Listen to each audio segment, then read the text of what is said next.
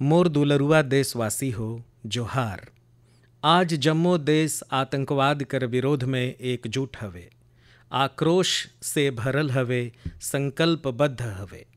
आज हर भारतीय कर यही संकल्प हवे, हमन ला आतंकवाद ला खत्म करने हवे। संगी हो, ऑपरेशन सिंदूर कर दौरान हमर सेना हरे जो पराक्रम देखाइन हवे, ओ हरे जम्मो हिंदुस्तानी कर सिर ऊंचा कर दहिस हवे। जितना सुघर ढंग से जे सटीकता कर संघे हमर सेना हरे सीमा कर पार कर आतंकवादी ठिकाना मनला ध्वस्त करिन हैं, ओ अद्भुत हवे। ऑपरेशन सिंदूर हरे दुनिया भर में आतंक कर विरोध में लड़ाई ला एगो नया विश्वास और उत्साह दहिस हवे। संगी हो, ऑपरेशन सिंदूर खाली एगो सैनिक मिशन नहीं हवे, एहर हमर संकल्प, साहस और बदलत भारत कर तस्वीर भी हवे। और ए तस्वीर हरे जम्मो देश ला देशभक्ति कर भाव से भर दहिस हवे, तिरंगा में रंग दहिस हवे। रउरे देखे हो, देश कर कई गो शहर मन में, गांव मन में, छोटे छोटे कस्बा मन में तिरंगा यात्रा निकालल गईस। हजारों लोग मन अपन हाथ में तिरंगा लेके देश कर सेना उनकर प्रति वंदन अभिनंदन करे निकल पड़िन। कितना शहर में तो नागरिक सुरक्षा स्वयंसेवक बने बर बड़ा संख्या में हमर युवा एकजुट होए गईन। और हमन देखेन चंडीगढ़ कर वीडियो मन तो ढेरे च वायरल होए रहिन। सोशल मीडिया पर कविता लिखल जात रहिस, संकल्प कर गीत गाल जात रहिस। नान नान बाबू मन चित्र बनात रहिन, जेमन में बड़खा संदेश छुपल रहिस। मैं अभी 3 दिन पहले बीकानेर गए रहन। उहाँ नोनी बाबू मन हरे मोके ऐसने एगो हाथ कर बनाल चित्र भेंट करे रहिन। ऑपरेशन सिंदूर हरे देश कर लोग मन ला इतना प्रभावित करिस हवे कि कई गो परिवार तो एला अपन जीवन कर एगो हिस्सा बना लहिन हवे। बिहार कर कटिहार में, यूपी कर कुशीनगर में और भी कई गो शहर मन में ओ दौरान जन्म लेहे वाला बच्चा मन कर नाम सिंदूर रखल गईस हवे। संगी हो, हमर जवान मन आतंक कर अड्डा मन ला उजायर दहिन। ए ओमन कर अदम्य साहस रहिस और ओमे शामिल रहिस भारत में बनल हथियार मन, उपकरण मन और तकनीक कर ताकत। ओमे आत्मनिर्भर भारत कर संकल्प भी रहिस। हमर इंजीनियर मन, हमर तकनीशियन मन, हर कोई कर पसीना ए जीत में शामिल हवे। ए अभियान कर बाद जम्मो देश में वोकल फॉर लोकल ला लेके एगो नवा ऊर्जा दिखत हवे। कई गो बात मन ला छुई लेथे। एगो माँ बाप हरे कहिन, अब हमन अपन नोनी बाबू मन बर खाली भारत में बनल खिलौना ही लेहब। देशभक्ति कर शुरुआत बचपन से ही होही। कुछ परिवार मन हरे शपथ लेहिन हवे कि हमन अपन अगला छुट्टी मन ला देश कर कोनो सुंदर जगह में ही बिताब। कई युवा मन हरे वेड इन इंडिया कर भी संकल्प लेहिन हैं, ओमन देश में ही बिहाव करही।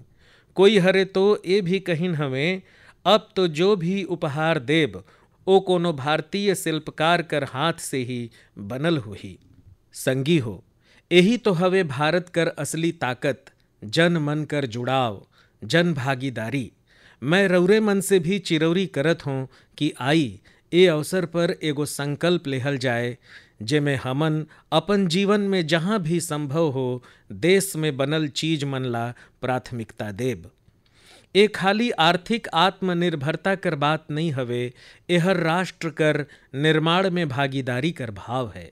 हमन कर एक कदम भारत कर प्रगति में बहुत बड़ा योगदान बन सकत हवे। संगी हो, बस से कहीं आना जाना कितना साधारण बात हवे, लेकिन मैं रउरे मन ला एगो ऐसन गांव कर बारे में बताना चाहत हूँ जहाँ पहला बार एगो बस हरे पहुँचिस। ए दिन कर उहाँ कर लोग मन नगदे बछर से इंतजार करत रहिन। और जब गांव में पहला बार बस हरे पहुँचिस त लोग मन हरे ढोल नगाड़ा बजा के ओकर स्वागत करिन। बस ला देख के लोग मन कर खुशी कर ठिकाना नहीं रहिस। गांव में पक्का सड़क रहिस, लोग मन ला जरूरत रहिस, लेकिन पहले कभी यहाँ बस नहीं चल पाए रहिस। काहे? काबर की गांव माओवादी हिंसा से प्रभावित रहिस। एहर एगो जगह हवे महाराष्ट्र कर गढ़चिरौली जिला में, और ए गांव के नाम हवे काटेझरी। काटेझरी में आल ए परिवर्तन ला पूरा क्षेत्र में महसूस करल जात हवे। अब यहाँ हालात बहुत तेजी से सामान्य होवत जात हवे। माओवाद कर खिलाफ सामूहिक लड़ाई से अब ऐसन क्षेत्र तक भी बुनियादी सुविधा मन पहुँचे लगिन हवे। गांव कर लोग मन कर कहना हवे कि बस कर आए से ओ लोग मन कर जीवन बहुत आसान हो जाही। संगी हो, मन की बात में हमन छत्तीसगढ़ में होवल बस्तर ओलंपिक और माओवाद प्रभावित क्षेत्र मन में विज्ञान प्रयोगशाला पर चर्चा कर चुके ही। यहाँ कर नोनी बाबू मन में विज्ञान कर प्रति लगन हवे। ओ मन खेल में भी कमाल करत हवे। ऐसन प्रयास मन से पता चलेल कि ए इलाका मन के लोग मन कितना साहसी होथे। ए लोग मन हरे तमाम चुनौती मन कर बीच अपन जीवन ला बेहतर बनाए कर रास्ता चुनिन हवे। मोके ए जान के भी बहुत खुशी होइस कि 10वीं और 12वीं कर परीक्षा में दंतेवाड़ा जिला कर नतीजा बहुत शानदार रहिस हवे। करीब 95% परिणाम कर साथ ए जिला 10वीं कर नतीजा में सब कर ले ऊपरे रहिस। वहीं 12वीं कर परीक्षा में ए जिला हरे जम्मू छत्तीसगढ़ में 6वां स्थान पाइस हवे।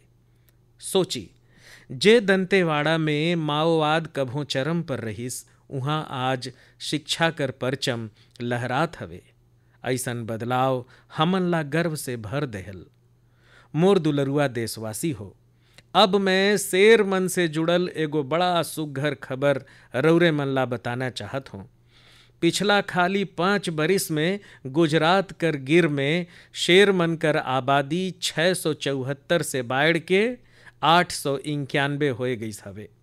गनती कर बाद सामने आल शेर मन कर ये संख्या बहुत उत्साहित करे वाला हवे। संगी हो, रौरे मन में से ढेरेच लोग ये जानना चाहत होही कि आखिर ए जनावर मन कर गनती कैसे होत होही। ये काम बहुत कठिन हवे। रौरे मन ला ए जान के हैरानी होही कि शेर मन कर गनती 11 जिला मन में 35,000 वर्ग किलोमीटर कर दायरा में करल गए रहिस। जनगणना बर बनल टीम मन 24 घंटा एक क्षेत्र कर निगरानी करत रहिन। ये पूरा अभियान में जांच और फिर से एक दूसर कर जांच करल गईस। एकर से पूरा बारीकी से शेर मन कर गनती पूरा हो सकिस। संगी हो, एशियाई शेर मनकर आबादी में बढ़वार ए देखायल कि जब समाज में स्वामित्व कर भाव मजबूत होयल तब कैसे शानदार नतीजा आयल। कुछ दशक पहले गिर में हालात बहुत चुनौतीपूर्ण रहिस, लेकिन वहाँ कर लोग मन मिल के ओमे बदलाव कर बीड़ा उठाइन। वहाँ एकदम नया तकनीक कर संगे दुनिया कर सब कर ले अच्छा उपाय भी करल गईस। यही दौरान गुजरात पहला ऐसन राज्य बनिस जहां बड़ा पैमाना पर जंगल अधिकारी मनकर पद पर महिला मनकर तैनाती करल गईस। आज हमन जो नतीजा देखत ही ओमे ए लोग मनकर भी योगदान हवे। वन्य जीव संरक्षण बर हमन ला हमेशा जागरूक और सतर्क रहना पड़ही। मोर दुलरुआ देशवासी हो, 2-3 दिन पहले ही मैं पहला राइजिंग नॉर्थ ईस्ट शिखर सम्मेलन में गए रहन।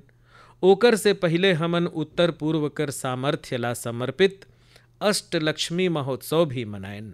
उत्तर पूर्व कर तो बातें कुछ और है।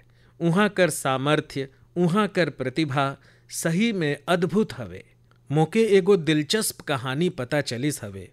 कृत्रिम रूप से तैयार करल रेशा मनकर। कृत्रिम रूप से तैयार करल रेशा मन सिर्फ एगो ब्रांड नहीं हवे, बल्कि एहर सिक्किम कर परंपरा, बुनाई कर कला, आज कर फैशन कर सोच, ए तीनों कर सुंदर संगम हवे। एकर शुरुआत करिन डॉक्टर चेवांग नोरबू भूटिया हरे। पेशा से वो पशु चिकित्सक हैं और दिल से सिक्किम संस्कृति कर सच्चा ब्रांड एम्बेसडर। वो सोचिन काबर न बुनाई ला एगो नवा आयाम देहल जाए, और यही सोच से जन्म हुई शिल्प फाइबर कर। ओ पारंपरिक बुनाई ला आधुनिक फैशन से जोड़िन और एला बनाइन एगो सामाजिक उद्यम। अब उनकर इहाँ कपड़ा ही नहीं बनथे, बल्कि उनकर इहाँ जिंदगी बुनल जाथे। ओ स्थानीय लोग मन ला कौशल और प्रशिक्षण देहत हैं, उनके आत्मनिर्भर बनावत हैं। गांव कर बुनकर, पशुपालक और स्वयं सहायता समूह ए जम्मो ला जोड़ के डॉक्टर भूटिया रोजगार कर नवा रास्ता बनाइन है। आज स्थानीय महिला मन और कारीगर अपन हुनर से अच्छा कमाई करत हवें। शिल्प फाइबर कर शॉल, स्टॉल, दस्ताना, मोजा सब स्थानीय हथकरघा से बनल होथे। एमे से जो ऊन इस्तेमाल होथे वो सिक्किम कर खरगोश और भेड़ मन से आथे। रंग भी पूरा प्राकृतिक होथे, कोई रसायन नहीं, सिर्फ प्रकृति कर रंगत। डॉक्टर भूटिया हर सिक्किम कर पारंपरिक बुनाई और संस्कृति ला एगो नवा पहचान देहिन हमें। डॉक्टर भूटिया कर काम हमन जम झन ला सिखाथे कि जब परंपरा ला जुनून से जुड़ल जायल तो ओहरे दुनिया ला लोभाए सकत है। मोर दुलरुआ देशवासी हो, आज मैं रौरे मन के एगो ऐसन शानदार व्यक्ति कर बारे में बताना चाहत हूँ जो एगो कलाकार भी हैं और जियत जागत प्रेरणा भी हवें। नाम है जीवन जोशी और उम्र है 65 साल। अब सोची, जिनकर नाम में ही जीवन हो वो कतना जीवंतता से भरल होही। जीवन जी उत्तराखंड कर हल्द्वानी में रहते। बचपन में पोलियो हर उनकर पैर कर ताकत ला छीन ले रहीस, लेकिन पोलियो उनकर हौसला ला छीन नहीं पाइस। उनकर चले कर रफ्तार भले ही कुछ धीरे होए गईस, लेकिन उनकर मन कर कल्पना कर उड़ान उड़त रहीस। यही उड़ान में जीवन जी एगो अनोखा कला ला जन्म देहिन, जेकर नाम रखिन बगेट। एमे वो चीड़ कर पेड़ से गिरे वाला सूखा छाल से सुंदर कलाकृति बनाथे। ओ छाल जेला लोग बाग मन आमतौर पर बेकार समझते, जीवन जी कर हाथ में आते ही ओहर धरोहर बन जाते। उनकर हर रचना में उत्तराखंड कर माटी कर खुशबू होथे। कभों पहाड़ मन कर लोकवाद्य यंत्र तो कभों लगथे जैसे पहाड़ कर आत्मा वही लकड़ी में समाये गईस है। जीवन जी कर काम सिर्फ कला नहीं, एगो साधना हवे। ओ ए कला में अपन पूरा जीवन ला समर्पित कर देहिन। जीवन जोशी जैसे कलाकार हमन ला याद दिलाथे कि परिस्थिति चाहे जैसन भी हो, अगर इरादा मजबूत हो तो नामुमकिन कुछ भी नहीं। उनकर नाम जीवन है और वो सच में दिखाए देहिन है कि जीवन जीना का होथे। मोर दुलरुआ देशवासी हो, आज कई ऐसन महिला मन हैं जो खेत कर संघे संघे अब आसमान कर ऊंचाई पर काम करत हवें। जी हाँ, रौरे सही सुनन, अब गांव कर महिला मन ड्रोन दीदी बन के ड्रोन उड़ावत हैं और ओकर से खेती में नवा क्रांति आवत है। संगवारी हो, तेलंगाना के संगारेड्डी जिला में कुछ समय पहले तक जो महिला मन के दूसर पर निर्भर रहना पड़त रहीस, आज वही महिला मन ड्रोन से 50 एकड़ जमीन पर दवा कर छिड़काव कर काम पूरा करत हैं। बिहाने 3 घंटा, सांझ के 2 घंटा और काम निपट गिस। धूप कर तपन नहीं, जहर जैसे रसायन कर खतरा नहीं। संगवारी हो, गांव वाला मन भी ए परिवर्तन ला दिल से स्वीकार करिन है। अब ए महिला मन ड्रोन ऑपरेटर नहीं, आकाश योद्धा कर नाम से जानल जाते हैं। ए महिला मन हमन ला बतावत हैं, बदलाव तब आथे जब तकनीक और संकल्प एक साथ चलते। मोर दुलरुआ देशवासी हो, अंतर्राष्ट्रीय योग दिवस में अब 1 महीना से भी कम समय बाँचिस है। ये अवसर याद दिलाथे कि अगर रौरे मन अब भी योग से दूर ही तो अब योग से जुड़ जाई। योग रौरे मन के जीवन जिए कर तरीका ला बदल देही। संगवारी हो, 21 जून 2015 में योग दिवस कर शुरुआत कर बाद से ही एकर आकर्षण लगातार बढ़त जात है। ए बार भी योग दिवस ला लेके दुनिया भर में लोग मन कर जोश और उत्साह नजर आवत है। अलग अलग संस्थान अपन तैयारी मन ला साझा करत हैं। बीते बछर कर चित्र मन बहुत प्रेरित करिन है। हमन देखे हन अलग अलग देश मन में कोनो साल लोग मन योगा श्रृंखला बनाइन, कोनो साल योग ऋण बनाइन। ऐसन बहुत सारा चित्र मन है जहाँ एक साथ 4 पीढ़ी मिल के योग करत हैं और बहुत से लोग मन अपन शहर कर प्रतिष्ठित स्थान ला योग करे बर चुनिन। रौरे भी ए धायर कुछ दिलचस्प तरीका से योग दिवस मनाए कर बारे में सोच सकत हन। संगवारी हो, आंध्र प्रदेश सरकार हरे योग आंध्रा अभियान शुरू करिस है। एकर उद्देश्य पूरा राज्य मन में योग संस्कृति ला विकसित करना है। ए अभियान कर तहत योग करे वाला 10 लाख लोग मन कर एगो पूल बनाल जात है। मोला ए बच्छर विशाखापट्टनम में योग दिवस कार्यक्रम में शामिल होए कर अवसर मिलही। मोला ए जान करके बहुत अच्छा लागिस कि ए धायर भी हमर युवा साथी देश कर विरासत से जुड़ल प्रतिष्ठित स्थान पर योग करे वाला है।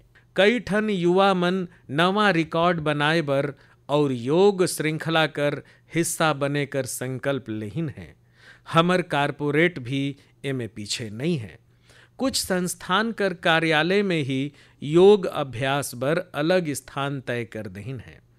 कुछ स्टार्टअप मन अपन यहाँ कार्यालय योग घंटे तय कर दहिन है। ऐसन भी लोग हैं जो गांव में जाए के योग सिखाए कर तैयारी करत हैं।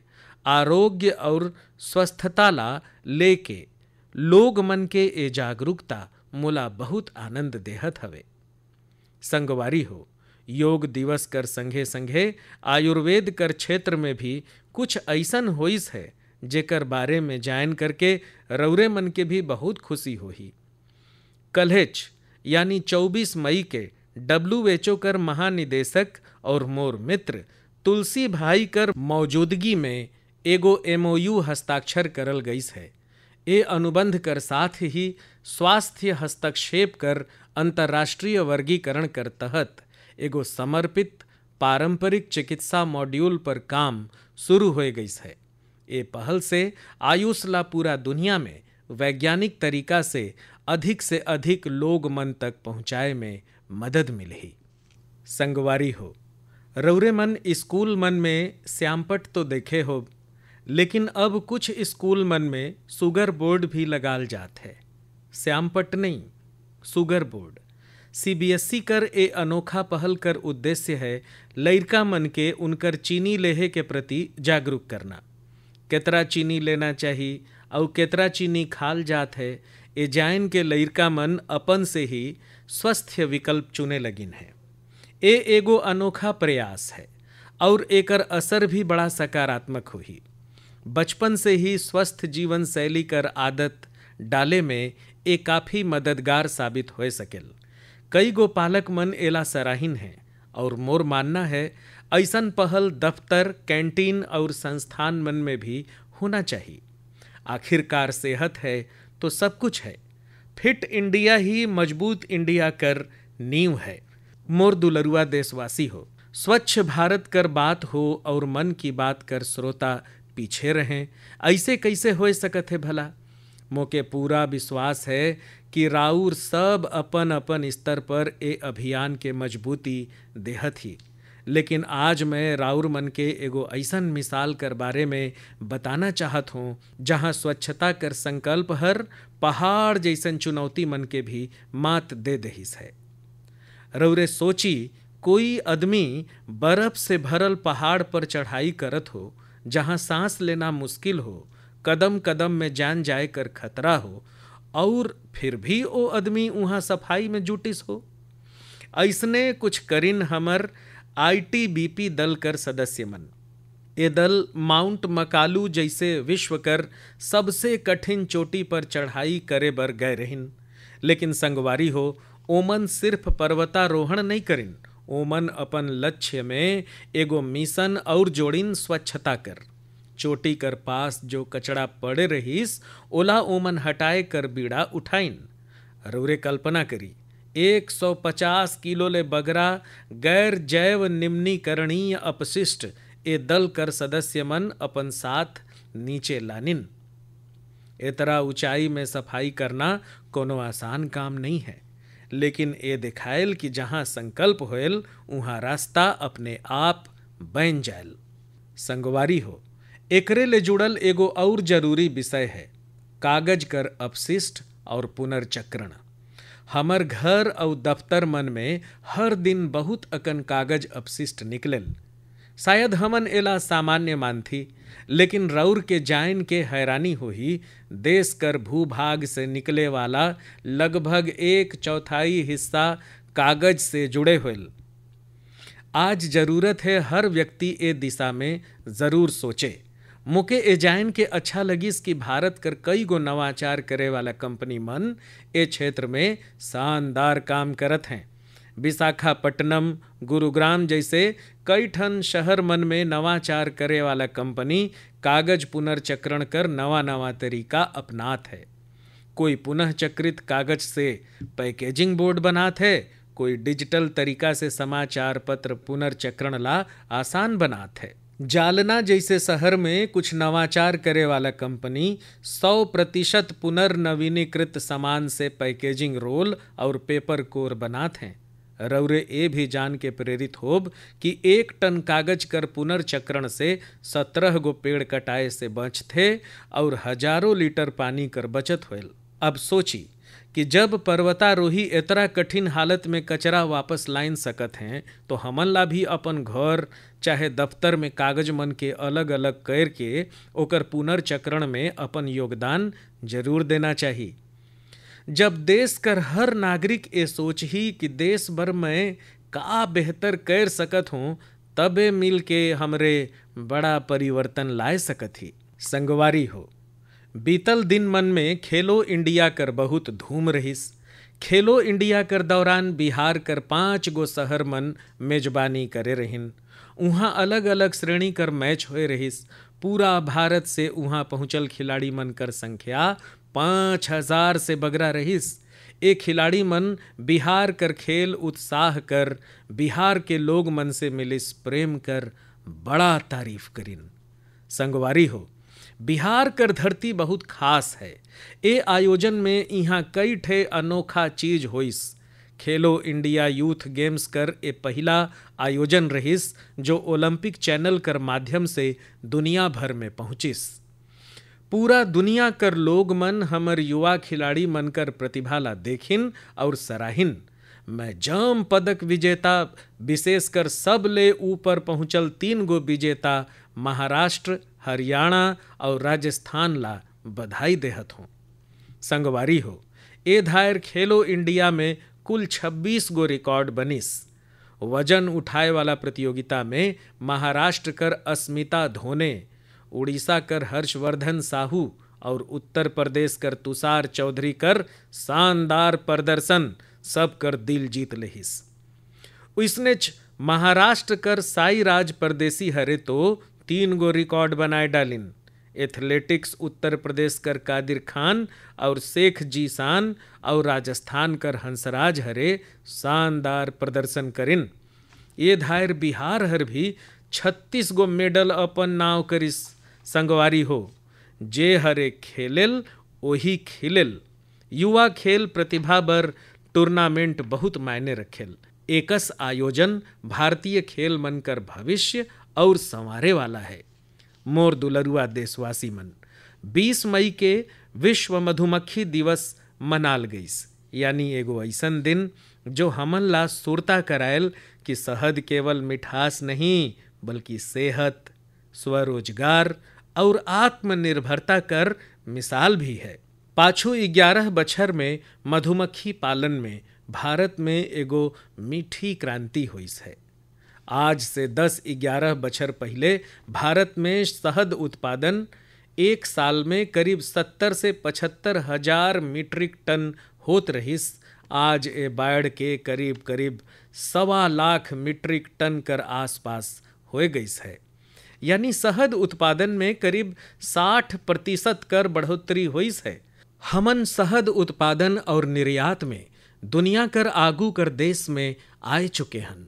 संगवारी हो, ए सकारात्मक प्रभाव में राष्ट्रीय मधुमक्खी पालन और शहद मिशन कर बहुत बड़ा भूमिका है। एकर भीतरी मधुमक्खी पालन से जुड़ल हजारों किसान मन ला प्रशिक्षण देहल गईस, उपकरण देहल गईस और बाजार तक उनकर सीधा पहुंच बनाल गईस। संगवारी हो, ए बदलाव खाली आंकड़ा मन में नहीं दिसेल, ए गांव कर जमीन में भी साफ साफ दिसेल। छत्तीसगढ़ कर कोरिया जिला कर एगो उदाहरण है। यहाँ आदिवासी किसान मन सोनहनी नाम से एगो शुद्ध जैविक शहद ब्रांड बनाइन है। आज ओ शहद GEM संघे कई ठे ऑनलाइन पोर्टल में बिकत हवे, यानी गांव कर मेहनत अब वैश्विक होत है। यही कस उत्तर प्रदेश, गुजरात, जम्मू कश्मीर, पश्चिम बंगाल और अरुणाचल प्रदेश में हजारों महिला मन और युवा अब शहद उद्यमी बन चुकिन हैं। संगवारी हो, और अब शहद कर केवल मात्रा नहीं, ओकर शुद्धता में भी काम होवत है। कुछ स्टार्टअप अब AI और डिजिटल तकनीक से शहद कर गुणवत्ता ला प्रमाणित करत हैं।